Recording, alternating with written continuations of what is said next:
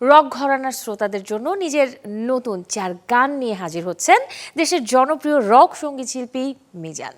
10 বছর আগে ওয়ারফেজ ব্যান্ড ছেড়ে এই শিল্পী গড়েছেন নিজের নতুন ব্যান্ড MNB। এই ব্যান্ডের নতুন অ্যালবামটি নিয়ে চ্যানেল 24 এর সাথে কথা বলেছেন শিল্পী নিজেই।